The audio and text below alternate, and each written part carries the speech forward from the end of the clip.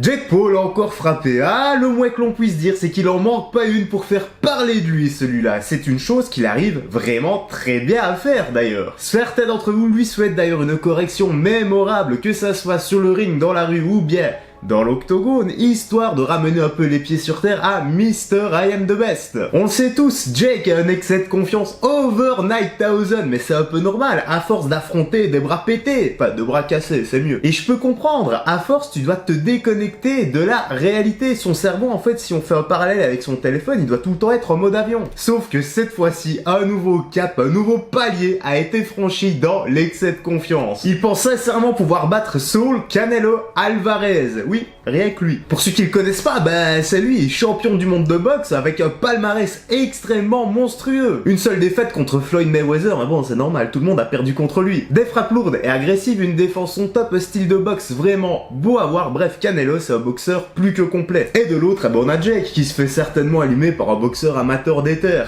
Bref, ça part encore une fois en cacahuète, frérot Sered, j'espère que tu vas bien et que tout se passe pour le mieux pour toi. Je te propose de t'installer confortablement et on va checker cette actu ensemble. T'es prêt? Oui? Ah bah let's go, c'est parti!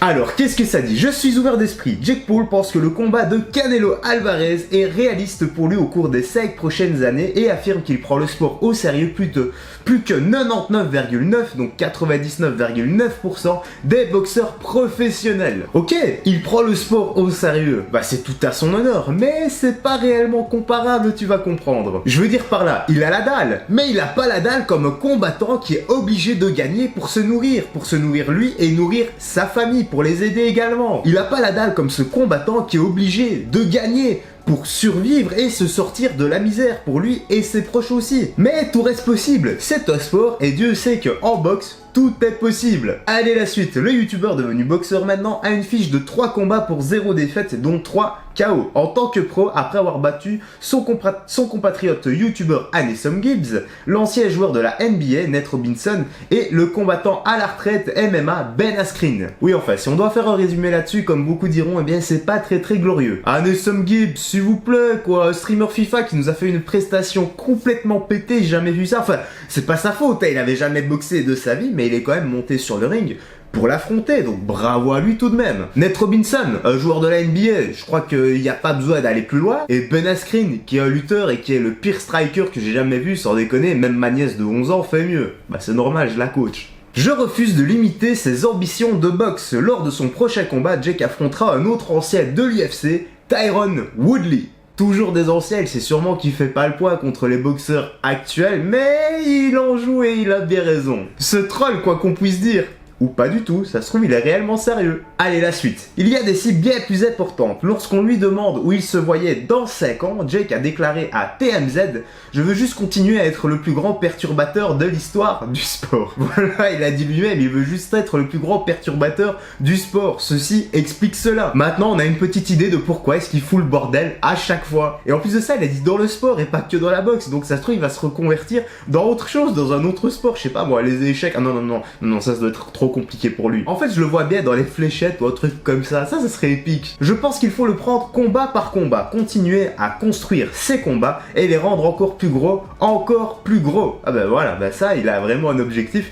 Donc ça annonce déjà la couleur, les gars. Affronter des adversaires plus sérieux et regarder. C'est quoi cette phrase, elle est un peu bizarre? Ouais, je pense qu'il l'a mal traduite, à mon avis, c'est « Si vous m'aviez dit où j'allais être dans 3 ans, eh bien, je n'aurais pas cru. » Je pense que c'est ça qu'il a voulu écrire. Enfin, dire ou traduire, voilà. T'as compris. Et n'empêche, c'est vrai, on ne sait jamais où l'avenir va nous mener. Tu vois, si tu m'avais dit dans 10 ans, bah, tu ferais des vidéos comme ça devant ta caméra, bah, si, en fait, je l'aurais cru parce que j'en faisais déjà. Et là, par contre, ça va devenir intéressant. On va voir ce que le boss en pense. Donc, Canelo a déjà exprimé son dégoût pour les frères Paul. Oui, je te l'ai déjà expliqué même plusieurs fois. Il leur avait donné rendez-vous dans sa salle de boxe. Il les avait invités à faire un sparring avec lui, mais ils n'ont jamais osé. Ils ont carrément, je sais même pas s'ils ont répondu ou décliné carrément son offre. Et en même temps, quand tu as Canelo qui est excédé par eux, qui leur donne rendez-vous pour les détruire, tu m'étonnes qu'ils ont pas trop envie. Ça peut se comprendre. Je ne veux pas me limiter aux possibilités, je suis ouvert d'esprit et je pense que tout est possible. Il y a une différence entre être ouvert d'esprit et rester réaliste, non? Je pense que je pourrais me battre contre Canelo Alvarez pour la signature du championnat WBC ou WBO. Oui, peut-être s'il y a un nouveau jeu PS5 qui se fait. Là, c'est sûr qu'il y aurait moyen. Donc vraiment, le ciel est la limite et c'est à peu près à quel point je vais le prendre au sérieux. C'est un peu bizarre comme ça a été écrit. En gros, je pense qu'il a voulu dire que les seules limites sont celles que l'on s'impose. Un truc du style. Encore une fois, les mots sont très beaux. S'il y croit réellement, pourquoi pas? C'est vrai, il a raison d'y croire. Mais pourquoi donner cette mauvaise image alors? Et pas que de lui, que de la boxe, parce que pour reprendre ses propres termes, il représente la boxe. Un gars humble et respectueux est tellement plus classe qu'un trash talker à mes yeux. Bon, je suis encore en train de partir dans mes délires, on va continuer. Et je le prends au sérieux. Plus au sérieux que 99,9% de ces boxeurs professionnels qui sont là-bas. Ah non, crois-moi, non, je pense pas.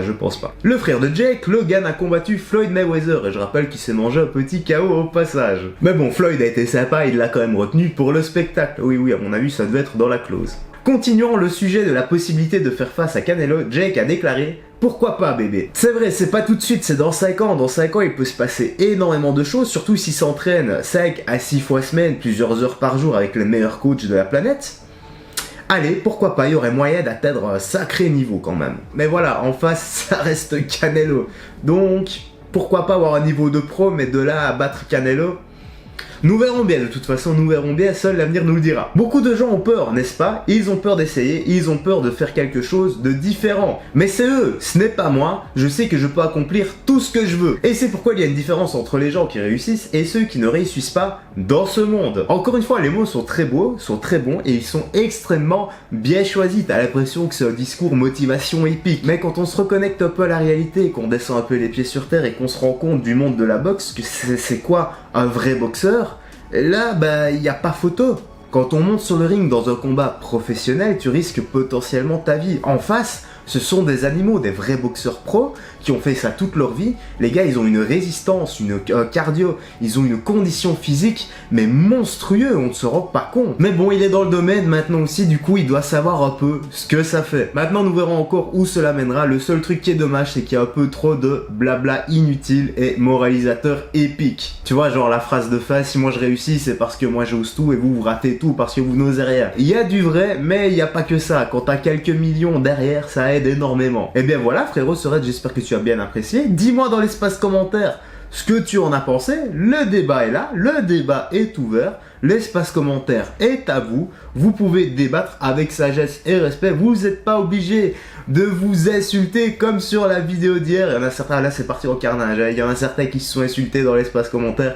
Des messages qui ont été supprimés automatiquement par le bot, etc. Sachez que c'est pas moi, que je ne filtre rien. Si tu as apprécié cette vidéo, eh bien n'hésite pas à me le faire savoir, le petit partage, le petit like, le petit commentaire qui m'aide énormément pour le soutien et le référencement. Si t'as pas envie de laisser un long commentaire, tu laisses ça à 1, 2, à 3. Un chiffre, une lettre, un émoticône, n'importe quoi. Et moi, ça m'aide énormément pour le référencement. Ça m'aide à éclater cet algorithme qui est éclaté au sol pour moi en ce moment, même si on recommence à refaire un peu plus de vues au fur et à mesure. D'ailleurs, je t'en remercie énormément de jouer le jeu, c'est pas grâce à moi, c'est vraiment grâce à toi si on arrive à remonter tous ensemble dans les vues. Bref, prends bien soin de toi, des gens que tu aimes, n'oublie pas de faire du sport régulièrement, d'avoir une bonne hygiène de vie, c'est très important pour ta santé, l'alimentation et le sport, ça va de pair. Et quant à moi, frérot Sorette, écoute, je vais te laisser ici, je te souhaite une très bonne journée, je te dis à la prochaine et d'ici là, porte-toi bien, salut, fais très attention à toi et merci encore une fois pour tout,